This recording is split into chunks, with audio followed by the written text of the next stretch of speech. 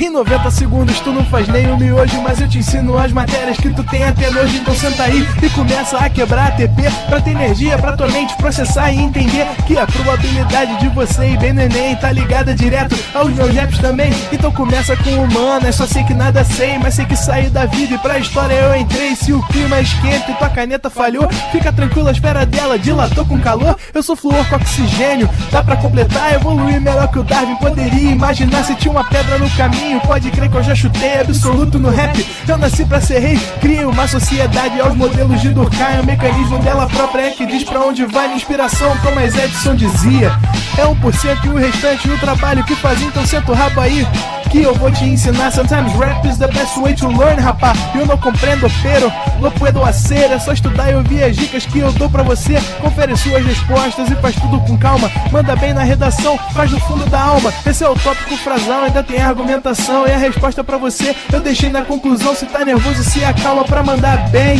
E se liga nos vídeos que eu te preparo pro Enem.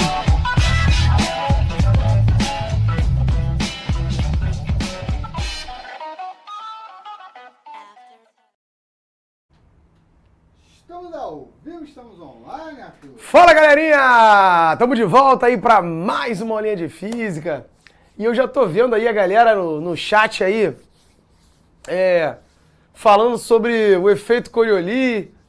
Olha lá, o Osmar tá ali, ó. Arthur, por favor, fala com a gente. Fala pra gente sobre o efeito Coriolis.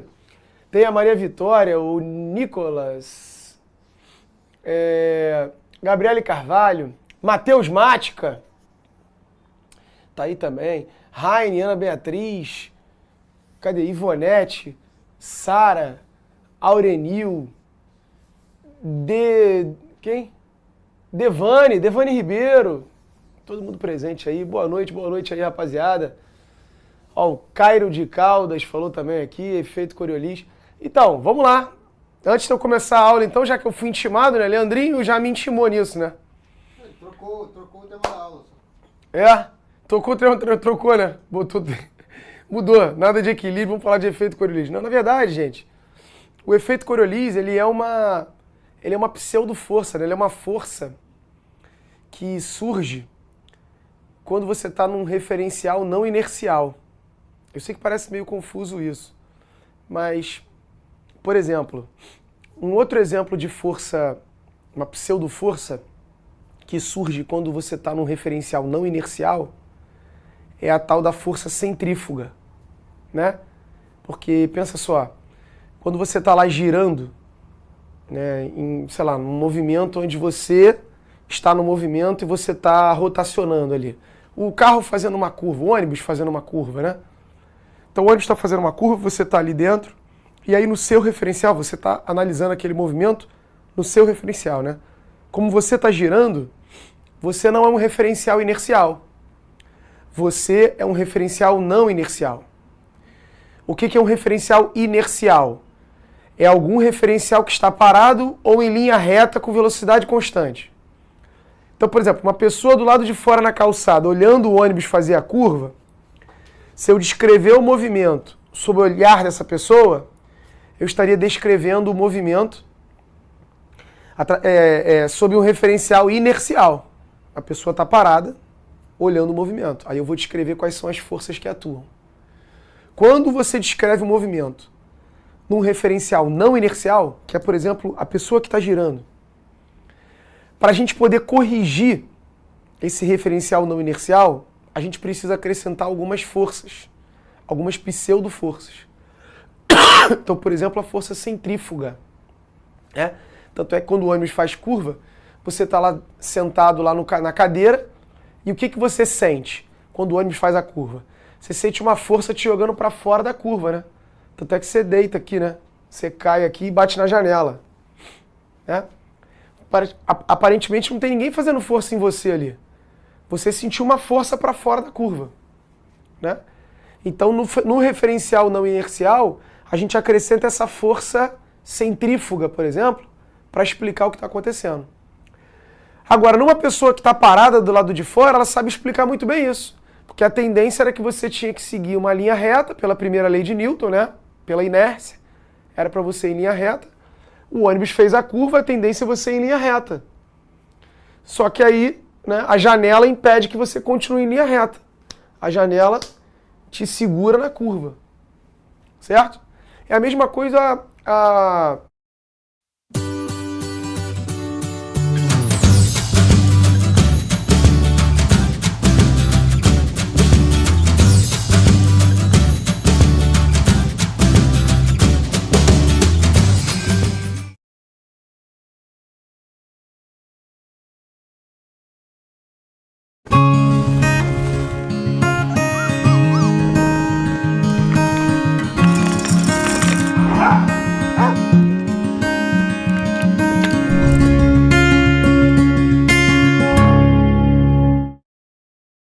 a gente acrescenta uma pseudo-força ali para explicar um movimento lateral numa trajetória. Quer ver? Vou tentar fazer um exemplo aqui. Tem um exemplo meio prático para você entender isso. Não sei se eu vou conseguir reproduzir ele, mas imagine só, tem uma plataforma assim, que gira, aqui tem uma pessoa sentada, aqui, e aqui tem uma cesta de basquete. Ó. E aí eu com a bola aqui, ó, eu tenho que jogar a bola aqui na cesta. Entende? Imagine que eu estou sentado aqui, ó, e tem uma cesta na minha frente. Só que eu estou numa plataforma girando. Eu numa extremidade, né? Eu estou aqui numa extremidade e a cesta de basquete está na outra. E isso aqui está girando assim, ó. Tem um eixo aqui, ó. E isso gira, né? Aqui, ó. Fica girando aqui, certo? Constantemente girando, e eu tenho que jogar a bola na cesta, certo? Uma pessoa que está do lado de fora, que é um referencial inercial, ele vai entender o seguinte, ó, quando eu jogar a bola mirando a cesta aqui, eu vou jogar a bola, mas assim que a bola sair da minha mão, esse troço continua girando. A bola já saiu da minha mão, então a bola vai continuar a linha reta aqui, ó, que eu joguei, ó. Só que como a plataforma está girando, a bola vai cair aqui e a cesta já está aqui.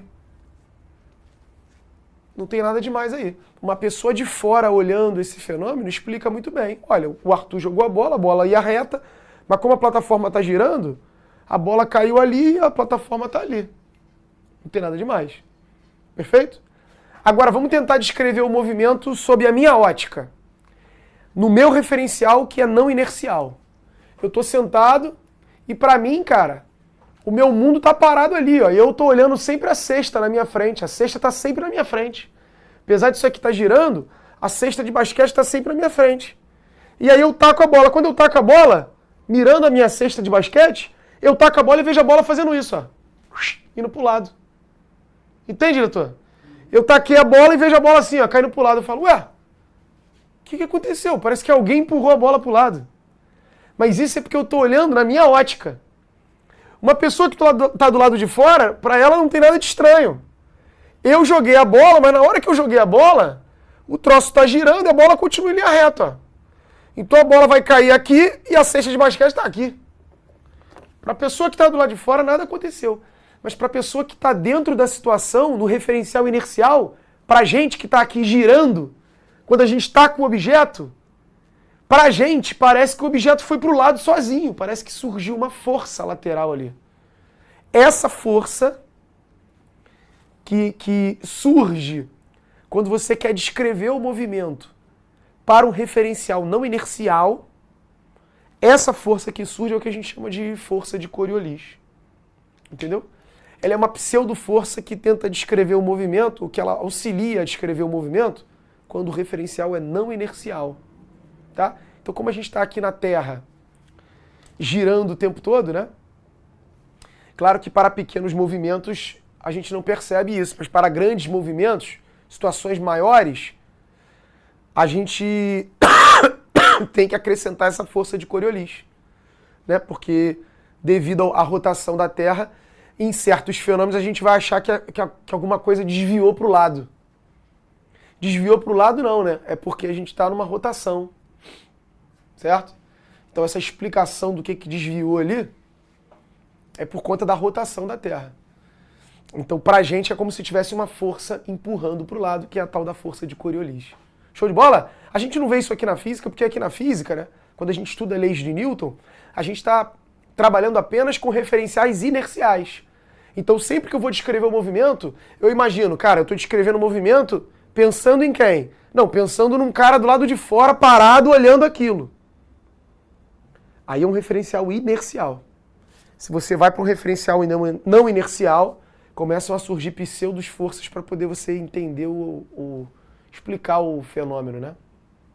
Perfeito? Eu sei que é mais complicado, tá? Isso é um assunto um pouco mais acima, né?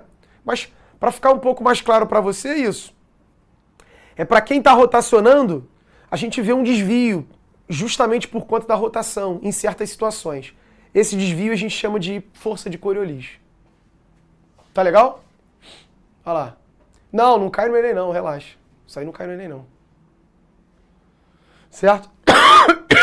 Isso aí é só uma curiosidade. Beleza. Bom, vamos lá. Vamos voltar aqui, já que a gente está falando de leis de Newton e tudo mais, foi até uma deixa boa, porque a gente vai falar de equilíbrio, né? Equilíbrio de um ponto material. E na próxima aula a gente vai falar do equilíbrio de um corpo extenso, né? Então vou falar aqui do equilíbrio de um ponto material. E talvez hoje ainda eu já explique para você o que seria o torque, tá? Mas o que é o ponto material, primeiro de tudo, né? Ponto material, gente, vai ser um objeto, um corpo. Ponto material, ó, vai ser um corpo que possui dimensões desprezíveis. Ou seja, um corpo que você poderia imaginar que é um ponto, né? O tamanho desse corpo não vai entrar na minha questão. É isso. Isso que é um ponto material. Tá? Por exemplo, vou te dar um exemplo, ó. Vamos supor que você tem que pegar um ônibus e estacionar o ônibus, né, dentro da garagem da tua casa.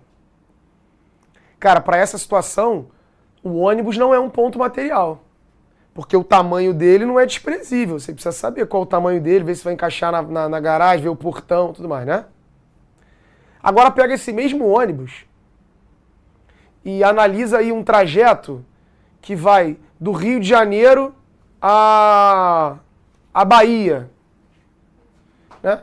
Quando você vai do Rio de Janeiro à Bahia, aí o cara pergunta pra você, e aí? Tu vai no ônibus tal, beleza. Vai na velocidade tal, tranquilo. Quanto tempo vai demorar pra chegar à Bahia?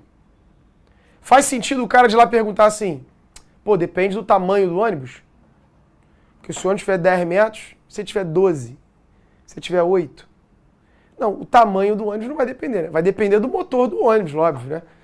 A velocidade que ele vai imprimir, de repente, a quantidade de gente que está lá, se o carro vai ter que fazer parada, não vai ter que fazer. Mas a dimensão do ônibus num trajeto Rio-Bahia, o tamanho de um ônibus é um ponto, né? É um ponto que está se deslocando. Se você fizer um desenho no mapa, você vai representar o ônibus como sendo o quê? Um ponto. E é grande até. Já está grande até, né? Se você representar o ônibus num trajeto Rio-Bahia, né? Então, isso é um ponto material. É quando você está analisando um objeto e você não está nem aí para o tamanho do objeto. Você está se preocupando com o objeto, tratando ele como se ele, na verdade, fosse um ponto. Então, é isso que a gente vai trabalhar. A gente vai trabalhar com o equilíbrio de um ponto material, ou seja, um bloco, uma esfera, um objeto que eu não estou nem aí para o tamanho desse objeto. Eu estou preocupado esse objeto está pendurado por uma corda aqui, tem uma força, peso aqui, né? Mas eu não estou preocupado se o cubo tem aresta de 5 centímetros ou de 10 centímetros. Não me interessa. Esse corpo, na verdade, é um ponto. Tá certo? E um ponto não gira, não rotaciona. O equilíbrio de um ponto material, ele vai em cima disso. Como você não está preocupado com o tamanho dele, desse corpo, você só está tratando ele como se fosse um ponto, então você só está preocupado se esse ponto está parado ou não. Ou está se movendo.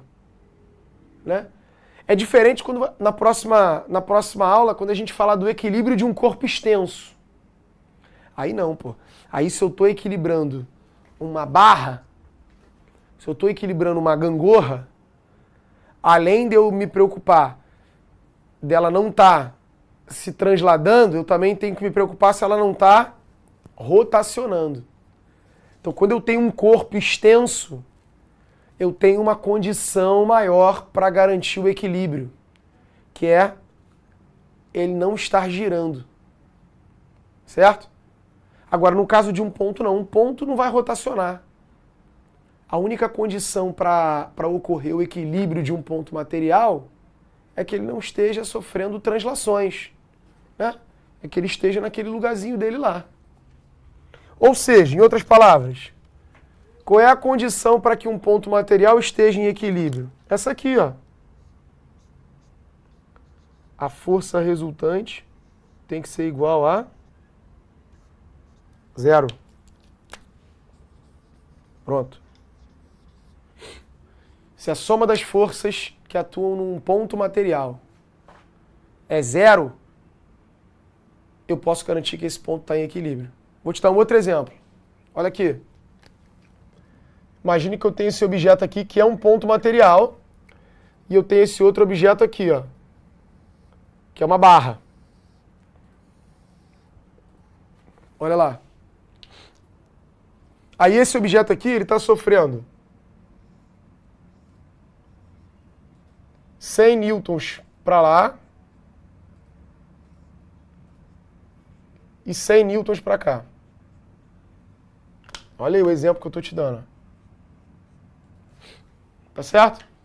Cara, é um ponto que está sofrendo 6 newtons para a direita e 100 newtons para a esquerda. Quanto é que vai dar minha força resultante? Se eu tenho forças opostas, né? A força resultante vai ser uma menos a outra. A força resultante aqui vai dar 0. Pronto. Esse cara aqui está em equilíbrio. É um ponto material. E se a força resultante é 0, ele está em equilíbrio. Agora olha esse caso aqui. Eu tenho uma barra. Aí eu fiz 100 newtons aqui, ó. Igual lá, ó. Vou fazer 100 newtons para a direita e vou fazer 100 newtons para a esquerda. Olha aqui, ó. Só que eu vou fazer aqui, ó. Olha lá. Consegue perceber a diferença? 100 newtons, 100 newtons. A força resultante não é 0? A força resultante é 0. Sim, a força resultante é 0, mas esse corpo não está em equilíbrio. Porque apesar da força resultante ser 0, isso aqui vai provocar uma rotação do corpo, ó, porque eu vou empurrar ele para lá e essa parte para cá, ele vai girar. Ele vai rotacionar. Então aqui, ó, não há equilíbrio. Por quê? Porque para um corpo extenso, que é esse caso aqui, um corpo extenso, essa condição não é suficiente para dizer o equilíbrio. A gente vai ter que falar de uma outra grandeza que é o torque, que depois eu vou apresentar para você. Tá certo? Então não há equilíbrio porque aqui eu só estou garantindo que a força resultante é 0. E isso aqui, ó, não é suficiente para garantir esse equilíbrio.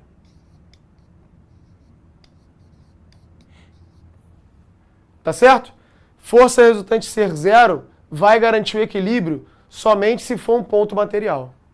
Se for um corpo extenso, eu vou precisar disso e de uma segunda condição, que é a barra não pode estar transladando, mas também não pode estar rotacionando. Aqui ela estaria rotacionando. Perfeito? Deu para entender isso? Então é isso, a gente vai trabalhar com equilíbrio de um ponto material e equilíbrio de um corpo extenso, tá? Primeiro vamos falar do equilíbrio de um ponto material, que é basicamente a primeira lei de Newton, né? A força resultante tem que ser 0. Então vou sair da frente para você anotar isso, tá? Para você tirar esse print aí. Maravilha. E aí agora que você tirou esse print, olha só. Eu já vou partir para o exercício, que eu quero te mostrar a aplicação disso, porque aqui o estudo do equilíbrio é aplicação, cara. É você aplicar as leis de Newton novamente. A gente tem mais esse retorno aí com o estudo das leis de Newton, né? A gente tem a chance de revisar isso outra vez. Então vamos lá, por exemplo, a questão do Enem 2019, olha lá. O slackline é um esporte no qual o atleta deve se equilibrar e executar manobras estando sobre uma fita esticada. Para a prática do esporte, as duas extremidades da fita são fixadas de forma que ela fique a alguns centímetros do solo. Quando uma atleta de massa igual a 80 quilos está exatamente no meio da fita, ela se desloca verticalmente, formando um ângulo de 10 graus com a horizontal. Então ela desce, né, e forma 10 graus com a horizontal. Sabe-se que a gravidade é 10, cosseno de 10 graus é 0,98 e o seno de 10 graus é 0,17. Qual é a força que a fita exerce em cada uma das árvores por causa da presença do atleta? Vamos ver. Olha aqui. Então vamos para a questão número 1. O atleta é um ponto material, né? Você tem aqui, ó, a situação aqui da fita. Você tem o atleta aqui, ó. Essa fita, ela, dos dois lados aqui, ó, ela vai formar 10 graus aqui, ó, com a horizontal. E estão amarradas a uma árvore, né? De cada lado. Cada lado aqui tem uma árvore que está sustentando as fitas. Perfeito? E aí quais são as forças que atuam aí? Olha, eu tenho uma força peso aqui, ó. Que é o peso do rapaz, né? E essa fita está fazendo uma força nessa árvore, a fita faz uma força na árvore, a árvore faz uma força na fita, né? E a mesma coisa do outro lado. Então eu posso dizer que esse rapaz, ele está sofrendo aqui uma atração, ó, do lado de cá e do lado de cá. Porque a corda está tracionada nas duas árvores. Então você tem as duas árvores ali, ó, puxando a fita. A fita puxa a árvore e a árvore puxa a fita. E aí rola uma força de tração aqui, uma em cada lado. E esse conjunto aí, ó, sustenta o rapazinho. O rapazinho, então, tá ali parado. Tá rolando um equilíbrio de um ponto material devido a essas três forças. Tá certo? O que a gente vai fazer? A gente vai pegar essas três forças aí, ó,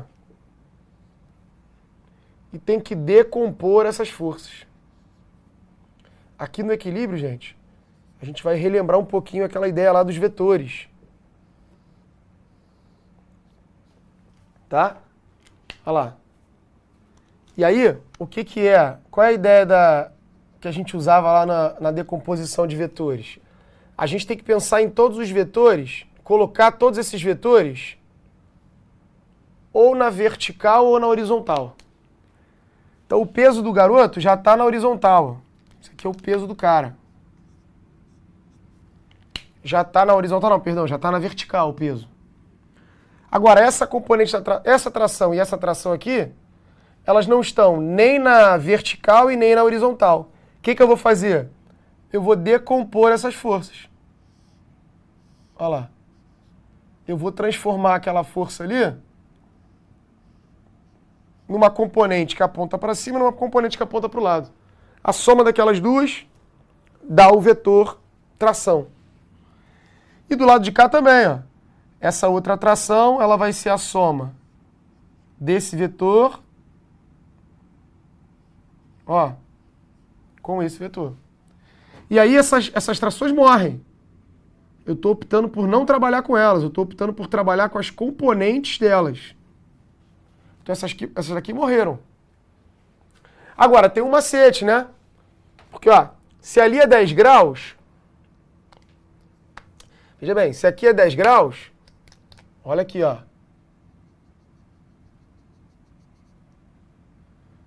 Vou traçar essa reta aqui, ó, pontilhada aqui, e uma reta pontilhada paralela a ela, ó. Olha lá. Se aqui é 10 graus, aqui também é 10 graus, ó. Se ali é 10 graus, aqui também é 10 graus. São os alternos internos. Isso aqui, sabe quando você viu isso? Em algum momento lá no fundamental, que o professor de matemática falou isso aqui para você, ó. Retas paralelas, cortadas por uma transversal, esses ângulos alternos internos, alternos que é um de um lado, outro do outro, internos, eles têm o mesmo valor. Certo? Aquele ângulo ali tem o mesmo valor desse. Porque esse ângulo mais do lado dá 90, quer dizer, dá 180, e esse mais do lado dá 180. Olha lá.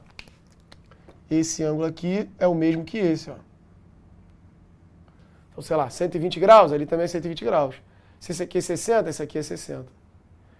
Então, os ângulos alternos internos têm o mesmo valor. Então, se lá é 10 graus, aqui também é 10. Se lá é 10, aqui também é 10, ó. Então, na hora que eu pego a tração e decomponho ela em duas componentes, eu já sei que aqui é 10 graus, ó. E aqui também é 10 graus. E aí tem um macetinho, né? Não sei se você está lembrado desse macete que a gente falou lá na época de vetores, ó. Sempre que você decompor um vetor, né? Eu estou decompondo o vetor tração em duas componentes. Sempre que eu decompor em duas componentes, né, esse vetor aqui, as componentes serão o vetor que você está dividindo vezes o cosseno do ângulo, e a outra componente é o vetor que você está dividindo vezes o seno. Lembra? A gente fez isso, ó, no lançamento oblíquo. Lembra do lançamento oblíquo? Que tinha um V0, aí você tinha que decompor em Vx e Vy, que era o V seno, V cosseno. Aí teve também, lá no plano inclinado, quando você tinha força-peso, você tinha que decompor também a força-peso. Aí mesma coisa, tinha P seno, P cosseno. Então aqui eu estou tendo que decompor a tração. Então tu vai ter uma T seno e uma T cosseno. E o macete é o seguinte, ó. A componente que está colada ao ângulo é a componente cosseno. Então essa aqui deitadinha é a T cosseno de 10. Porque ela é a componente colada ao ângulo de 10. E essa componente em pé que está separada do ângulo de 10. Tem um espaço vazio aqui, ó. Tem o ângulo de 10 graus, um espaço vazio e vem o vetor. Então ela que está separada, ela é a T seno. Separada seno. Colada cosseno. É um macetinho. Aqui é uma coisa, essa aqui é a T cosseno. E essa aqui é a T seno.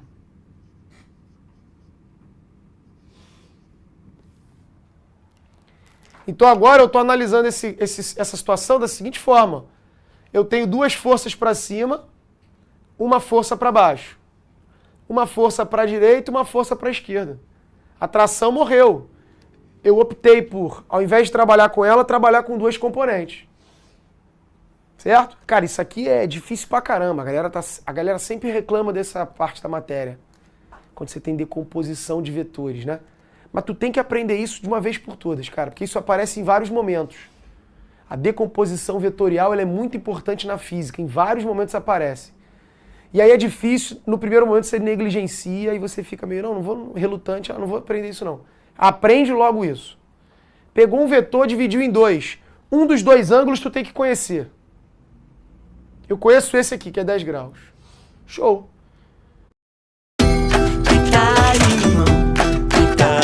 Chegou o H2O, sabor pitaia e limão. Novo Centrum Pó Efervescente. Sua dose extra de imunidade e energia para te ajudar na correria diária e você aproveitar o seu dia ao máximo por apenas R$ 3,99. se anulam, né? Garantir o equilíbrio na horizontal. Porque a força que está para lá não pode ser maior que a força que está para cá. Porque esse garoto não está indo nem para lá nem para cá. Então as forças que estão empurrando para um lado ou para o outro precisam se anular. E a mesma coisa na vertical. Eu tenho duas componentes para cima e uma para baixo. As forças na vertical também precisam se anular. Porque esse garoto não está nem subindo nem descendo. Então se ele está parado na vertical, essas forças também se anulam. Só que aí na vertical tu tem quem? Tu tem uma T seno de 10, que é a componente da tração da esquerda, mais a T seno de 10, que é a outra tração, a outra componente da tração. Tem que ser igual, as duas que estão para cima somadas, tem que ser igual a que está para baixo, que é o peso. O peso do cara. Seno de 10 ele deu, é 0,17. Então aqui, ó. T vezes 0,17 mais T vezes 0,17. Isso é igual ao peso. Peso é mg, né?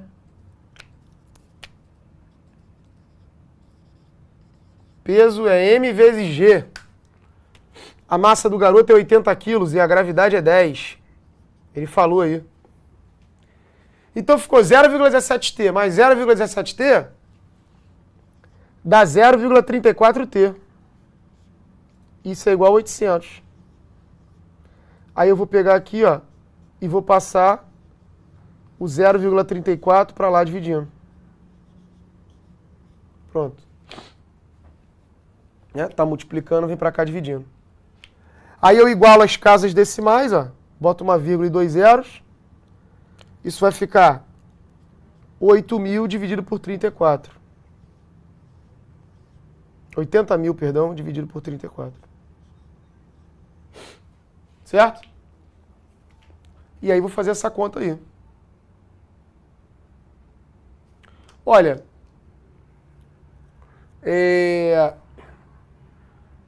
por 8 aqui, se eu simplificar por 8, cara, aqui dá 10.000 e aqui daria quase 4, né? Dá um 4,4, vamos botar 10.000 dividido por 4. 10.000 dividido por 4 daria aproximadamente 2.500. Isso aqui dá um pouco menor do que 2.500.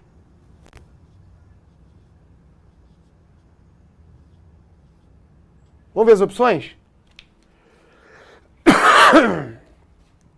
Olha lá.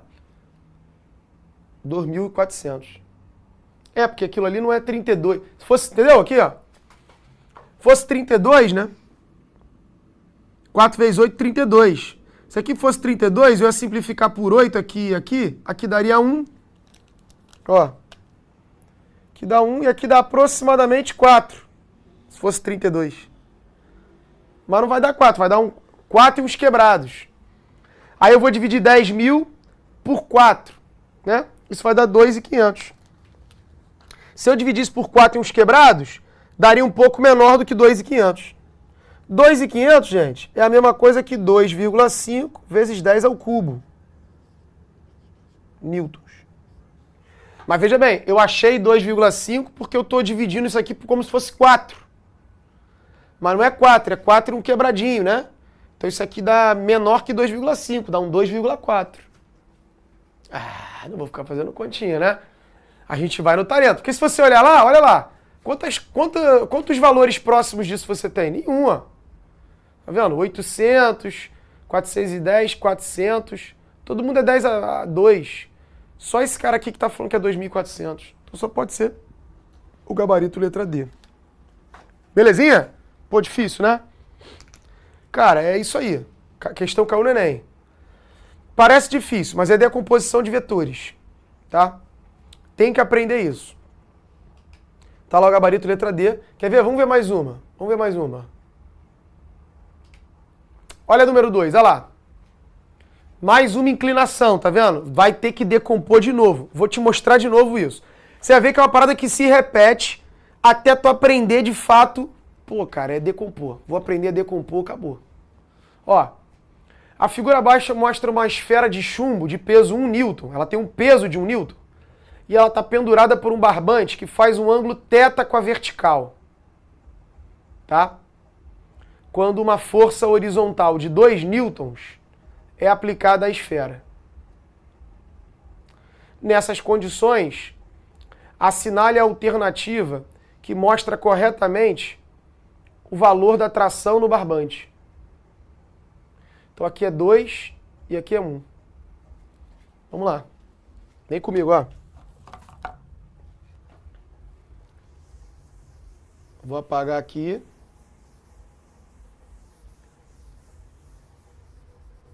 Tá? E vamos fazer aqui, o número 2. Ó. Vamos analisar as forças. Eu tenho aqui um barbante e aí eu tenho uma esfera aqui. Essa esfera está sofrendo 2 newtons para o lado.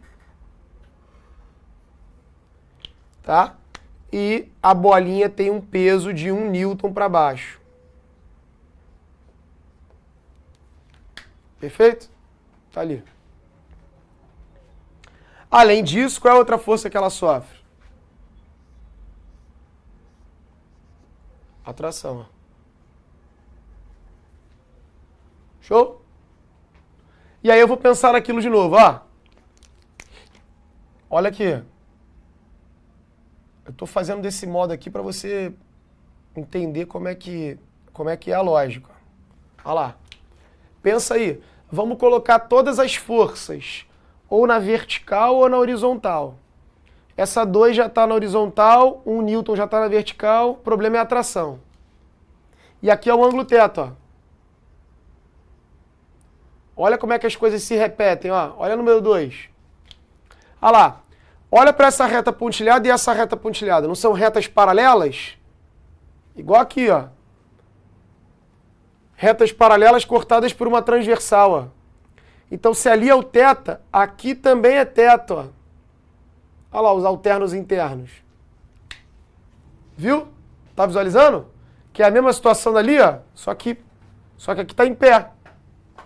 Né? 2 retas paralelas aqui, cortadas por uma transversal. Então, se aqui é θ, aqui é θ. E aí, agora eu vou decompor a tração, olha lá. Pega a tração aqui, ó, e decompõe, ó. Eu vou ter uma componente aqui, ó, vertical, uma componente horizontal. Então, essa tração vai morrer, ó. Essa tração morreu. Tá vendo que essa componente está colada ao ângulo? Essa componente, então, que está colada ao ângulo vai ser a T cosseno de θ. E essa componente vai ser a T seno de θ. Perfeito? Olha lá. T cosseno de θ e T seno de θ. E, para garantir o equilíbrio, o que você tem agora? Ué, você tem uma força para cima que tem que ser igual a que está para baixo. A força que está para a esquerda tem que ser igual a que está para a direita. Pronto. É uma bolinha que está sofrendo 4 forças. Uma para cima, uma para baixo, uma para a direita ou para a esquerda. Né? Tu entende que antes ela estava sofrendo 3 forças. Uma para lá, uma para cá e uma na diagonal. Essa na diagonal ferrava tudo, porque eu não tinha como igualar ela com ninguém. Quando você pega ela e decompõe ela em 2, e aí você opta por, ao invés de trabalhar com ela, trabalhar com essas 2 componentes, acabou. Fica fácil porque tu fica com uma para direita, para esquerda, para cima, para baixo. Aí é só igualar, pô. Olha lá. A que está para a esquerda tem que ser igual a que está para a direita. E a que está para cima tem que ser igual a que está para baixo. Prontinho. Show? Como é que eu vou fazer isso, professor? Para achar a tração. Aqui, vê se tu não pode escrever que seno de θ é 2 sobre t. E o cosseno de θ é 1 sobre t. Né? Você passa o t para cá dividindo, ó. Passa o t para cá dividindo. Ó. Seno é 2 sobre t e cosseno é 2 sobre t. E aí, olha lá. O que você sabe da relação trigonométrica lá, fundamental? Seno ao quadrado mais cosseno ao quadrado é igual a 1. Certo? Então esse cara ao quadrado fica 4 sobre t ao quadrado mais cosseno ao quadrado é 1 sobre t ao quadrado. Isso é igual a 1. Aí, ó. T ao quadrado, repete o t ao quadrado. Em cima vai ficar 4 mais 1, 5. Isso é igual a 1. Aí o t ao quadrado. Botei t ao quadrado embaixo. T ao quadrado, né? Multiplica cruzado aqui, ó. Ou tu vai passar para lá multiplicando, né? Mesma coisa. T ao quadrado vezes 1 vai dar t ao quadrado. E 5 vezes 1 vai dar 5. Então, t vai ser a raiz quadrada de 5. Pronto. Tá vendo que se você fizer essa ordem aí de decomposição vetorial, sempre vai dar certo. Claro que, dependendo da questão, né? Você tem umas artimanhas, você tem umas malandragens. Aqui, por exemplo, eu não precisava fazer isso não. Eu fiz para poder seguir a ordem para você, para te mostrar que se você seguir sempre essa receita de bolo, tu vai conseguir. Mas aqui era o seguinte, ó, se eu tinha 3 forças, né? A soma das 3 tem que dar 0, né? Que é o equilíbrio. Então era só somar essa com essa. Se eu somar essa com essa, isso dá uma componente aqui que teria que ser igual à atração. Então era só tu fazer Pitágoras, porque para somar esses dois vetores perpendiculares, né? Soma 2 vetores perpendiculares, você faz Pitágoras. Esse é o quadrado mais esse é o quadrado, você vai achar o vetor resultante. Esse vetor resultante, que seria a soma dos dois, tem que ser igual à atração, porque aí um anularia o outro. Também é uma maneira de fazer, ficaria até mais rápido. Mas eu optei por fazer assim, para te mostrar que a ideia, se você usar essa regrinha de pegar os vetores, decompor os vetores, botar tudo na horizontal e na vertical, sempre vai dar certo. Tá certo? É claro que aos poucos você vai pegando umas malandragens para poder salvar uma questão ou outra mais rápido e tudo mais. Mas a ideia é você aprender isso primeiro. A maneira de como faz isso. Porque isso é usado em vários momentos, cara. Vários momentos. Ó, letra C. Gabarito, raiz de 5. Tem mais algumas questões aqui nesse material, tá? Que você vai fazendo e você vai praticando. É prática, cara, é prática. Parece muito complicado no início, mas é prática, tá? E aí, deixa a galera printar lá, diretor, número 1 e número 2 aí, ó. E aí na próxima aula eu vou falar com vocês sobre o equilíbrio de um corpo extenso, né? Hoje a gente falou só do equilíbrio de um ponto material. Na próxima aula a gente vai falar de um corpo extenso, do torque, né? Da rotação do corpo. O que eu tenho que garantir para que ele não rotacione. Alavancas. Vai ser a nossa próxima aula aí de Física 1. Tá legal? Física 2 hoje é importante, tá? Vamos falar sobre força magnética, regra da mão esquerda. Então não perde não, daqui a pouco eu tô aí. Tá legal? Valeu, valeu. Vou só beber água e já volto. Assista nossas aulas a hora que você quiser. Vem com o Pro, o cursinho online que mais aprova no Enem. Assine em proenem.com.br.